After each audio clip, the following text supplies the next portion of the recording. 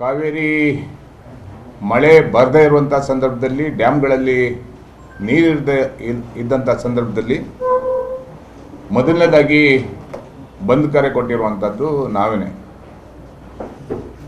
ವಾಟಾಳ್ ನಾಗರಾಜ್ ಅವರ ನಾಯಕತ್ವದಲ್ಲಿ ಇಡೀ ರಾಜ್ಯವನ್ನು ಬಂದ್ ಮಾಡ್ತೀವಿ ಅಂತ ಹೇಳಿರುವಂಥದ್ದು ನಾವೇನೆ. ಆ ಹೇಳುವಾಗ ಸಭೆ ನಡೆದಂಥ ಸಂದರ್ಭದಲ್ಲಿ ಇನ್ನೂ ಅನೇಕ ಮಾತುಗಳನ್ನು ಹೇಳಿದ್ದೀವಿ.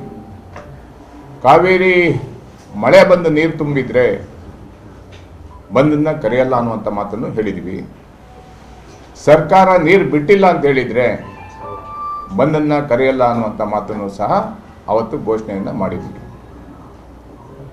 ಇವತ್ತಿನ ಪರಿಸ್ಥಿತಿಯಲ್ಲಿ ಕಾವೇರಿ ಒಳಹರಿವು ಜಾಸ್ತಿ ಆಗಿರೋದ್ರಿಂದ CWMA ಮತ್ತೆ ನೀರನ್ನು ಬಿಡಲಿಕ್ಕೆ ಒತ್ತಾಯವನ್ನು ಮಾಡ್ತಾ ಇರೋದನ್ನ ನಾವು ತೀವ್ರವಾಗಿ ಸಂಘಟನೆಯ ಪದಾಧಿಕಾರಿಗಳೆಲ್ಲ ಸೇರಿ ವಿರೋಧವನ್ನು ಮಾಡ್ತಾ ಇದ್ದೀವಿ. ಅದರ ಜೊತೆಯಲ್ಲಿ ಸರ್ಕಾರಕ್ಕೆ ಒತ್ತಡವನ್ನು ಹಾಕ್ತಾ ಇದ್ದೀವಿ, ಮನವಿಯನ್ನು ಮಾಡ್ತಾ ಇದ್ದೀವಿ.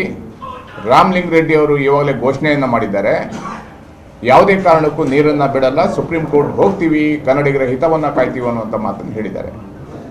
ಮಾನ್ಯ ಮುಖ್ಯಮಂತ್ರಿಗಳು ನೀರನ್ನು ಬಿಡಲ್ಲ, ಕರ್ನಾಟಕದ ಹಿತವನ್ನು ಕಾಪಾಡ್ತೀವಿ ಅನ್ನುವಂಥ ಮಾತನ್ನು ಹೇಳಿದ್ದಾರೆ.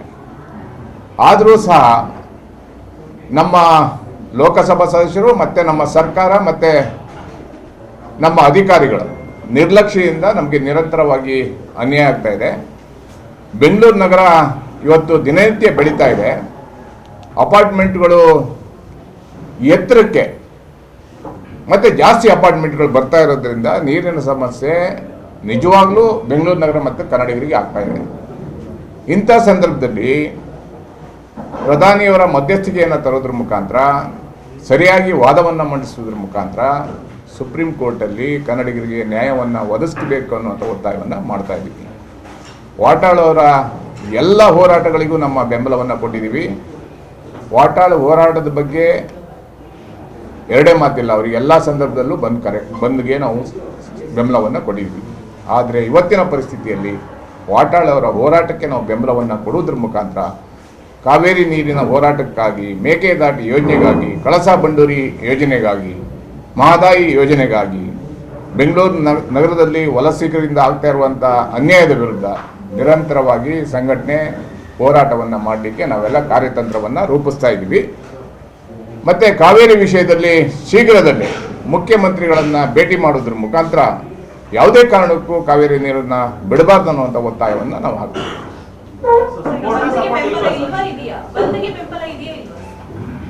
ನಾವು ಅವರ ಹೋರಾಟಕ್ಕೆ ಬೆಂಬಲವನ್ನು ಕೊಡ್ತೀವಿ. ಇವಾಗಿನ ಪರಿಸ್ಥಿತಿಯಲ್ಲಿ ಬಂದ್ಗೆ ಕರ್ನಾಟಕದಲ್ಲಿ, ಬೆಂಗಳೂರು ನಗರದಲ್ಲಿ ಕಾರ್ಮಿಕರಿಗೆ, ರೈತರಿಗೆ, ಹೋಟೆಲ್ ಉದ್ಯಮಿಗಳಿಗೆ, ಬೇಕರಿಯವರಿಗೆ, ಚಿಕ್ಕ ಪುಟ್ಟ ವ್ಯವಹಾರ ಮಾಡುವಂಥವರಿಗೆ ತೊಂದರೆಯನ್ನು ಕೊಡೋದು ಬೇಡ ಅಂತೇಳಿ ವಾಟಾಳರವರಲ್ಲಿ ನಾವು ಮನವಿಯನ್ನು ಮಾಡ್ಕೊತಾ ಇದ್ದೀವಿ. ಮುಂದಿನ ದಿನಗಳಲ್ಲಿ ಎಲ್ಲ ಒಟ್ಟಿಗೆ ಸೇರಿ ಬಂದನ್ನು ಮಾಡೋಣ ಅಥವಾ ಹೋರಾಟವನ್ನು ಇನ್ನಷ್ಟು ತೀವ್ರ ಮಾಡೋಣ.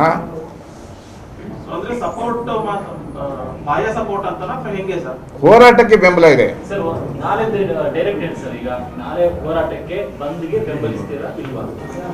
ನೋಡಿ, ವಾಟಾಳ್ ಅವರ ಹೋರಾಟಕ್ಕೆ ನಮ್ಮ ಬೆಂಬಲ ಇದೆ. ಯಾವತ್ತೂ ನಾವು ಹೋರಾಟಕ್ಕೆ ಅವರಿಗೆ ಬೆಂಬಲ ಇಲ್ಲ ಅಂತಿಲ್ಲ. ಆದರೆ ನಾಳಿನ ಪರಿಸ್ಥಿತಿಯಲ್ಲಿ ಬಂದ್ಗೆ ನಾವು ಯಾರೂ ಬೆಂಬಲ ಕೊಡೋಕ್ಕೆ ಆಗ್ತಾ ಇಲ್ಲ. ಇವತ್ತಿನ ಪರಿಸ್ಥಿತಿಯಲ್ಲಿ ತುಂಬ ಕಷ್ಟ ಇದೆ. ನಾವೆಲ್ಲ ಯೋಚನೆಯನ್ನು ಮಾಡಬೇಕಾಗಿದೆ, ಮುಂದೆ ತೀರ್ಮಾನಗಳನ್ನು ತಗೋಬೇಕಾಗುತ್ತೆ. ಒಂದು ಹೋರಾಟ, ಒಂದು ಬಂದ್ ಕರಿಬೇಕಾದ್ರೆ ಎಲ್ಲ ಸಂಘಟನೆಯವ್ರನ್ನು ವಿಶ್ವಾಸಕ್ಕೆ ತಗೋಬೇಕಾಗುತ್ತೆ. ಅಲ್ಲ, ನಾವು ಇಲ್ಲ ನಾವು ಯಾವಾಗಲೂ ವಾಟಾಳ್ ಅವರ ಹೋರಾಟಕ್ಕೆ ಯಾವಾಗಲೂ ನಮ್ಮ ಬೆಂಬಲ ಇದೆ. ಬೆಂಬಲ ಇಲ್ಲ ಅಂತ ಹೇಳಿಲ್ಲ. ಅವ್ರ ಜೊತೆ ಹೋರಾಟ ಮಾಡಿದ್ದೀವಿ, ಎಲ್ಲ ಹೋರಾಟದಲ್ಲಿ ಇದ್ದೀವಿ. ಅವರು ಕನ್ನಡದ ಪರವಾಗಿ ಇರುವಂಥ ದೊಡ್ಡ ಶಕ್ತಿ, ಕರ್ನಾಟಕದ ಶಕ್ತಿ. ಅವ್ರ ವಿರುದ್ಧ ನಾವು ಮಾತಾಡಲ್ಲ. ಅವರೆಲ್ಲ ಹೋರಾಟಗಳಿಗೂ ಬೆಂಬಲವನ್ನು ಕೊಟ್ಟಿದ್ವಿ. ಆದರೆ ನಾಳೆ ಬಂದಿನ ಬಗ್ಗೆ ವಾಟಾಳ್ ಅವರಿಗೆ ನಾವು ಮನವಿಯನ್ನು ಮಾಡ್ತಾ ಇದ್ದೀವಿ. ಬಂದನ್ನು ಮುಂದಿನ ದಿನಗಳಲ್ಲಿ ಹಾಕಿ ಅಥವಾ ಇನ್ನೊಂದು ರೀತಿ ಸರ್ಕಾರದ ಮೇಲೆ ಒತ್ತಡವನ್ನು ಹೇರಲಿಕ್ಕೆ ಹೋರಾಟವನ್ನು ಪ್ರಾರಂಭ ಮಾಡಿ ನಿಮ್ಮ ಜೊತೆ ನಾವು ಕೈ ಜೋಡಿಸ್ತೀವಿ ಅನ್ನೋಂಥ ಮಾತನ್ನು ಹೇಳಿಕೆ